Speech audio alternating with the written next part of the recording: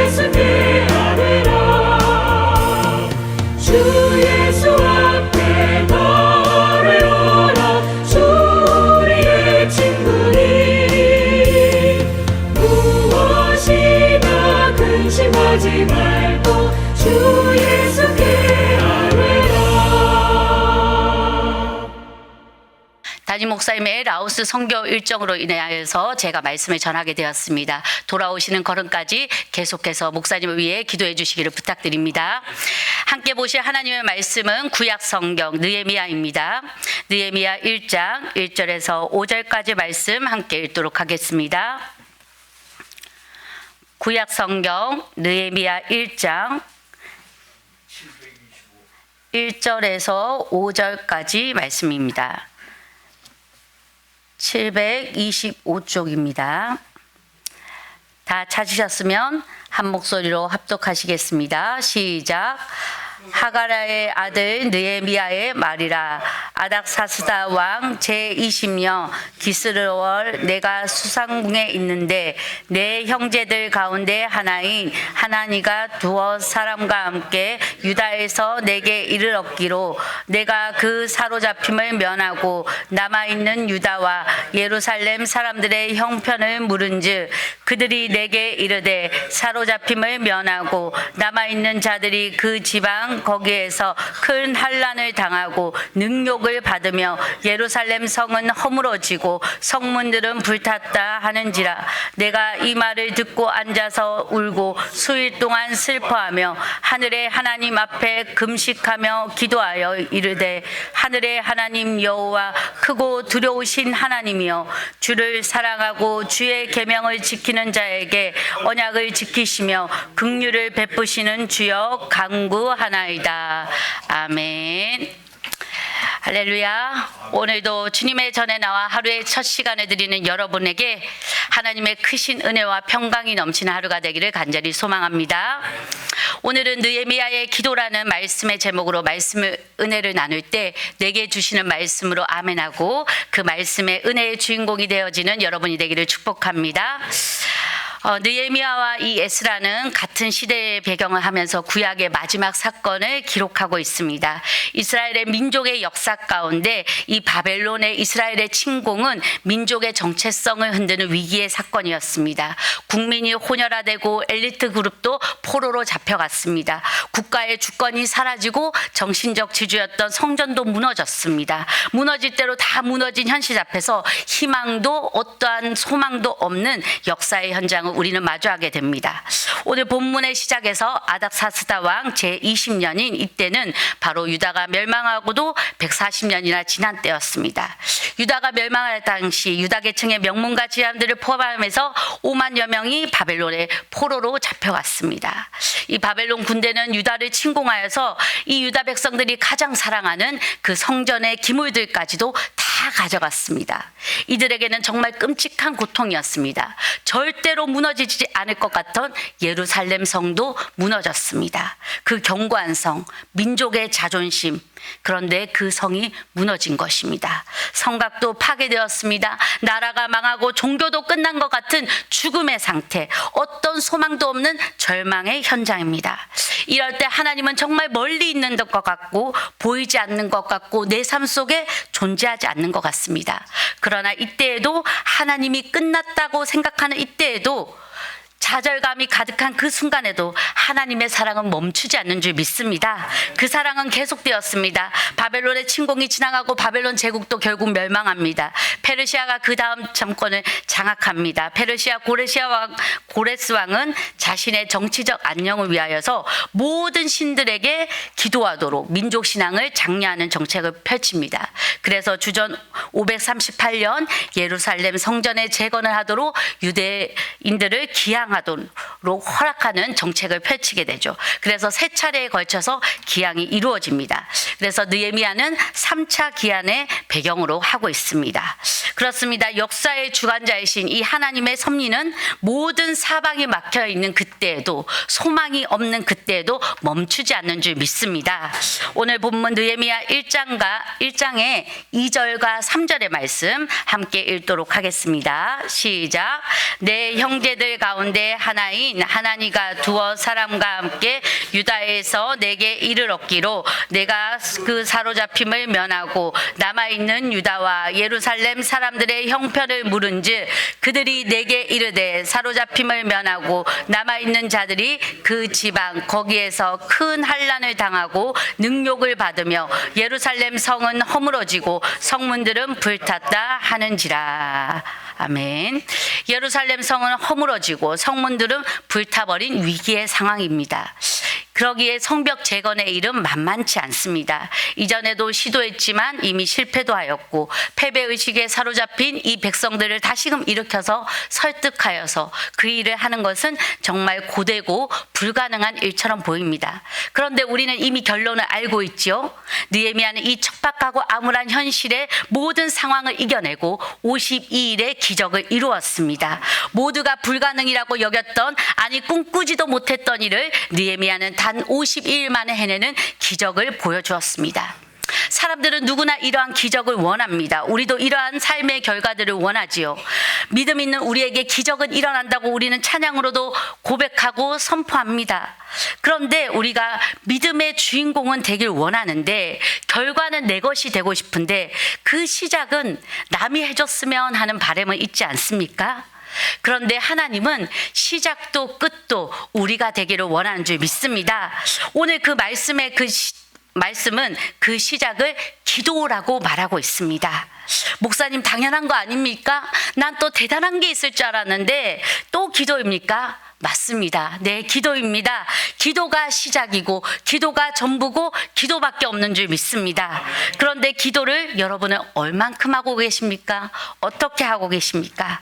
지금 이 시대에 한국교회에 가장 필요하고 절실한 것, 그것은 좋은 건물도 아니고 좋은 시스템도 아니고 바로 이 성전에서 기도할 일꾼들이 필요한 것 같습니다. 여러분뿐만 아니라 사역자인 저에게도 마찬가지인 것 같습니다. 바쁨으로 인하여서 기도가 등한시되어서는 절대 안 될 줄 믿습니다. 예전에 이 교회에는 늘 기도하는 소리가 가득했지요. 언제나 성전의 문을 열면 주여 하고 부르짖는 이 기도의 소리가 끊이지 않았습니다. 그런데 요즘 이 기도의 소리가 들리지 않는 것 같습니다. 근데 제가 어제 퇴근을 하는데 보니까 늦은 시간인데도 불구하고 이곳에서 기도하는 소리가 들려서 얼마나 감사했는지 모릅니다. 우리 강서제일감리교회는 기도의 등불이 항상 꺼지지 않는 복된 교회가 될 줄 믿습니다. 당시 세계를 주름잡는 이 페르시아 정부에서 아닥사스다 1세의 술관원으로 있는, 지금으로 말하면 비서실장 정도 되는 이 직책을 맡고 있는 느헤미야는 자신의 형제 이 하나니로부터 조국이 어렵다는 처참한 소식을 듣게 되었습니다. 성벽이 무너져 있는 이 조국의 현실, 이 자신들의 조국을 보호할 수 있는 성벽이 무너져 있고 이제 백성들의 생명이 위협당하져 있는 이 혼돈한 무질서한 상황 속에서 이 느헤미야는 다른 어떤 것이 아니라 가장 먼저 기도를 합니다. 오늘 본문 4절의 말씀 읽겠습니다. 시작. 내가 이 말을 듣고 앉아서 울고 수일 동안 슬퍼하며 하늘의 하나님 앞에 금식하며 기도하여. 아멘. 승리의 첫걸음, 제가 무엇이라고 했습니까? 기도였습니다. 승리의 첫걸음은 직진입니다. 하나님께 직진하는 것은 기도가 답인 줄 믿습니다. 제가 최근에 가장 간절하게 언제 또 기도했을까 한번 생각해 봤는데 2년 전에 제 고향 울진에 산불이 난 적이 있습니다. 뉴스에도 크게 보도됐던 적이 있었는데요. 그때 참 제가 울진에 있지는 못하고 멀리 강화도에 있으면서 제 마음이 얼마나 타들어갔는지 모릅니다. 영적 불모지 제 고향 울진은 교회도 많지 않은 곳입니다. 그런데 교회도 불타고요. 성도님들의 마당 앞까지 불길이 오고 있다는 소식을 들으면서 정말 많은 기도를 하게 되었습니다. 수십 년 걸리는 푸르름을 자랑하던 산들이 다 없어지고 교회도 흔적조차 없어질 때 정말 기도밖에는 할 수가 없더라고요. 하나님, 창조의 흔적, 믿음의 흔적은 사라지지만 우리 성도님들의 믿음은 굳건하게 지켜달라고 제가 그렇게 기도한 적이 있습니다. 여러분들에게도 가슴 타들어가는 일들이 있지 않습니까? 여러분들에게 들려오는 그 소식에 집중하지 마시고 그 소식 가운데서 나에게 부어주시는 주님의 마음을 품고 기도하시기 바랍니다. 특별히 이번 한 주는요, 수능 시험이 있는 주입니다. 믿음의 다음 세대를 위해서 간절히 기도해 주시는 믿음의 선배님들이 되기를 부탁드립니다. 우리는 느헤미야라는 인물에 대해서 자세히 알 방법이 없습니다. 하가라의 아들 느헤미야라는 게 소개하고 있는 전부입니다.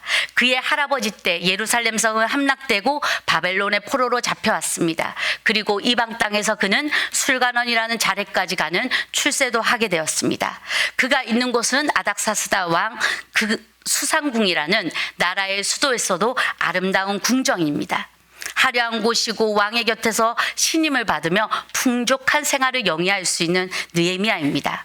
그런데 그가 조국의 소식 앞에 모든 것을 내려놓고 기도하기 시작합니다. 그냥 기도입니까? 수일을 슬퍼하며 눈물로 기도하기 시작합니다. 눈물의 기도는 하나님의 마음을 아는 자만이 할 수 있는 기도인 줄 믿습니다.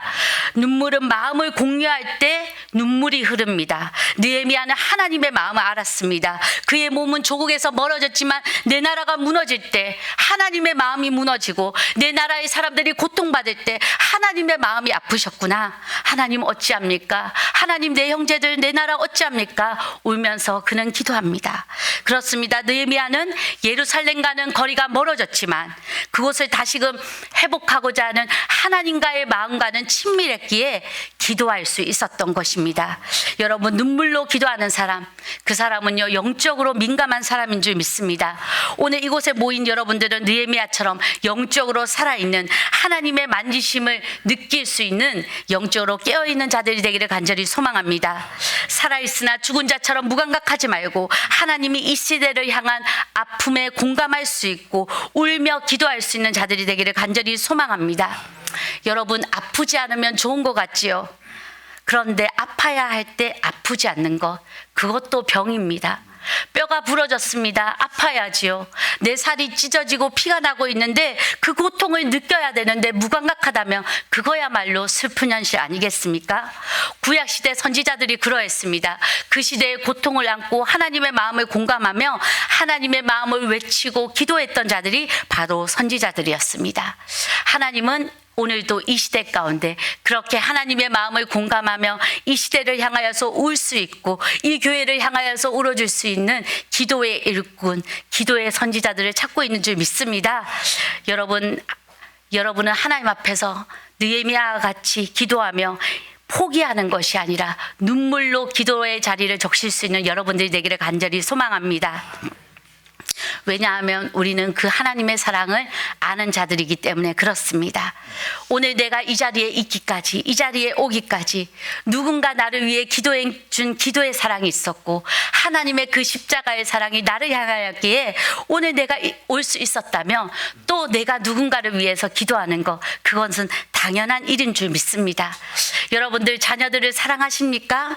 자녀들의 모습이 때로는 무너진 성벽과 같습니까?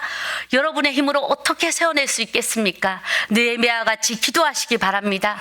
내 남편의 사업을 위해서, 내 아내를 위해서 여러분들이 사랑한다면 기도를 포기하지 말고 앞으로 나아가시기 바랍니다. 느헤미야의 이름은 하나님이 위로하셨다라는 뜻을 가지고 있습니다. 그는 그 자신의 이름처럼 위로하시는 하나님을 바라보았습니다. 여러분, 내가 잘 될 때 기도하는 것은 너무나 쉽지만 어려울 때 위로하시는 그 하나님을 보고 기도할 수 있는 것, 그것은 느헤미야가 어릴 때부터 부모로부터 받은 그 신앙의 때문인 줄 믿습니다. 느헤미야야, 너는 하나님의 사람이란다. 하나님이 우리를 지켜주시고 위로해 주신단다. 너의 이름에 그 뜻이 담겨있단다. 그러니 너는 기도하거라 라고 알려주셨던 아마 그 뜻을 생각하며 느헤미야는 하나님의 위로 가운데 기도한 줄 믿습니다. 우리 느헤미야의 기도를 읽어보겠습니다. 5절의 말씀입니다. 시작. 이르되 하늘의 하나님 여호와 크고 두려우신 하나님이여, 주를 사랑하고 주의 계명을 지키는 자에게 언약을 지키시며 긍휼을 베푸시는 주여 간구하나이다. 아멘. 제가 세번역으로 다시 한번 읽어드리겠습니다. 주 하늘의 하나님, 위대하고 두려우신 하나님, 주님을 사랑하는 이들과 세운 언약, 주님의 계명을 지키는 이들과 세운 언약을 지키시는 은혜를 베푸시는 하나님이라고 느헤미야는 고백합니다. 여러분, 기도의 목적도 중요하지만요, 그것을 행하실 기도의 대상자가 누구인지도 중요합니다. 느헤미야는 먼저 크신 하나님, 위대하신 하나님을 고백했습니다. 주의 계명을 지키는 자에게 언약을 지키시는 신실한 하나님께 지금 기도하고 있습니다. 그래서 언젠가 사랑으로 우리에게 긍휼을 베풀어 주실 그 하나님을 찬양하고 경배하며 기도의 첫 시작을 하고 있습니다. 그러기에 느헤미야는 상황을 보는 것이 아니라 이 문제를 해결해 가시고 또한 함께 해주시는 그 하나님을 바라보며 기도했습니다. 그러기에 우리도 착각해서는 안 됩니다. 우리가 느헤미야가 울며 기도했기 때문에 그 느헤미야의 열심이 52일의 기적을 이룬 것이 아닙니다. 기도는 내 열심으로 하는 것이 아닙니다. 내가 기도했기에 응답하시는 것이 아니라 하나님이 역사하시기에 이루어 주시는 줄 믿습니다. 그러기에 내가 하는 기도가 아니라 하나님을 바라보는 기도를 하시기를 간절히 소망합니다. 기도의 능력을 모르는 사람은 기도하는 것이 어리석어 보입니다. 그 시간에 뭔가 다른 해결책을 하고 또 다른 노력을 더하는 것이 낫지 않을까라고 하지만 믿음의 사람은 기도의 대상인 하나님을 신뢰하며 계속해서 기도하는 줄 믿습니다. 그러기에 느헤미야는 왕에게 달려가지 않았습니다. 그 시대 최고의 권력을 지닌 왕에게 달려가는 것이 아니라 그 시대 나의 왕이신 하나님께로 달려가 기도한 줄 믿습니다. 하나님을 향한 느헤미야의 고백, 우리 6절과 7절의 말씀 읽어보도록 하겠습니다. 시작. 이제 종이 주의 종들이 이스라엘 자손을 위하여 주야로 기도하오며 우리 이스라엘 자손이 주께 범죄한 죄들을 자복하오니 주는 귀를 기울이시며 눈을 여시사 종의 기도를 들으시옵소서. 나와 내 아버지의 집이 범죄하여 주를 향하여 크게 악을 행하여 주께서 주의 종 모세에게 명령하신 계명과 율례와 규례를 지키지 아니하였나이다. 아멘. 느헤미야는요, 기도를 이어서 하는데 자백의 기도를 드립니다. 이 일을 해결해 주십시오가 아닌 이 일이 있기까지 제가 잘못했습니다 라고 고백합니다. 하나님을 떠나 우리가 범죄하였습니다 라고 자백합니다. 아무도 하지 않은 일을 하고자 하는 그 하나님의 마음을 받은 느헤미야는 하나님 앞에 순결한 척하지 않았습니다. 저들만 지키는 것이 저들만 죄를 범한 것이 아니라 하나님, 내가 하나님 앞에서 악을 행한 자입니다. 우리의 모습이 그렇습니다 라고 고백하고 있습니다. 하나님 앞에서 우리의 모습은 어떻습니까? 하나님, 저 사람 때문입니다. 저가 잘못했습니다 라고 하는 것은 하나님 앞에서 마치 내가 의롭다라고 고백하는 것과 마찬가지입니다. 우리는 하나님 앞에서 나의 의로움을 내세우는 것이 아니라 항상 겸손한 자세로 기도하는 여러분들이 되기를 축복합니다. 우리 느헤미야는 자백의 기도 이후에 주님께 간구합니다. 하나님의 약속을 붙들고 기도합니다. 우리 8절과 10절까지의 말씀 함께 읽어보도록 하겠습니다. 시작. 옛적에 주께서 주의 종 모세에게 명령하여 이르시되 만일 너희가 범죄하며 내가 너희를 여러 나라 가운데에 흩을 것이요 만일 내게로 돌아와 내 계명을 지켜 행하며 너희 쫓긴 자가 하늘 끝에 있을지라도 내가 거기서로부터 그들을 모아 내 이름을 두려고 택한 곳에 돌아오게 하리라 하신 말씀을 이제 청하건대 기억하옵소서. 이들은 주께서 일찍이 큰 권능과 강한 손으로 구속하신 주의 종들이요 주의 백성이니이다. 아멘. 우리의 구하는 근거는 말씀인 줄 믿습니다. 신실하신 하나님의 약속을 붙들고 오늘도 기도하는 여러분들 되기를 축복합니다.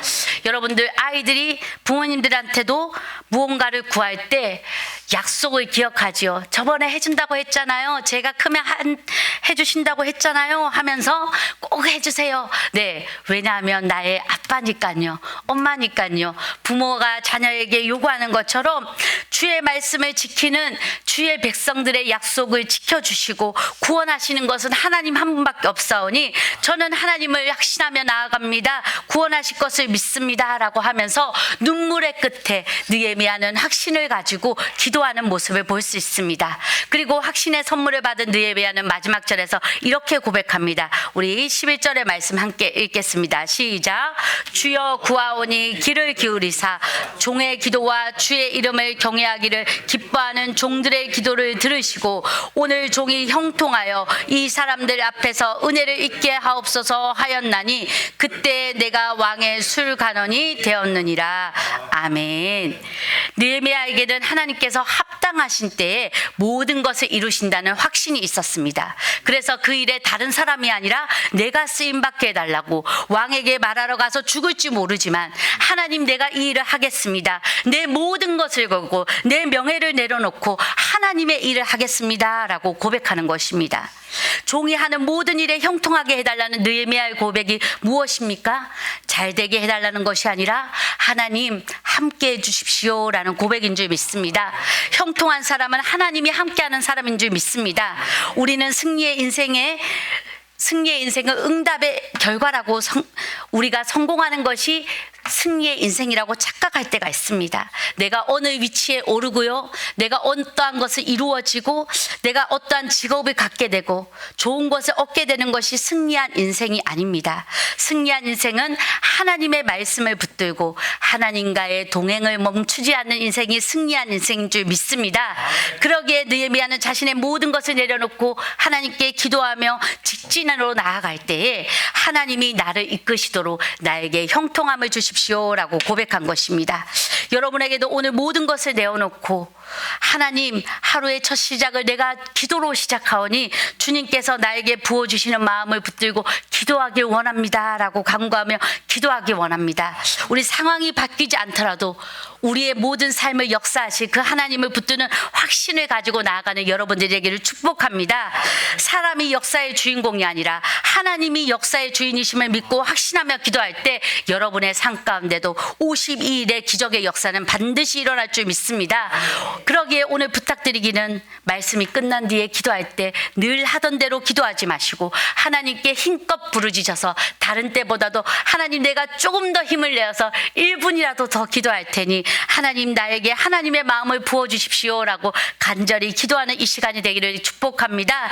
지금 이 시간 우리 기도할 때에 담임 목사님을 위하여서 기도해 주시고 이 나라와 민족에 위하여서 기도해 주시고 또한 우리 교회를 위하여서 하나님을 향한 마음을 가지시고 영혼들을 위하여서 간절히 부르짖는 우리가 되기를 소망합니다. 우리 주여 한번 부르짖고 기도하시겠습니다. 주여 하나님, 소망이 없는 시대 가운데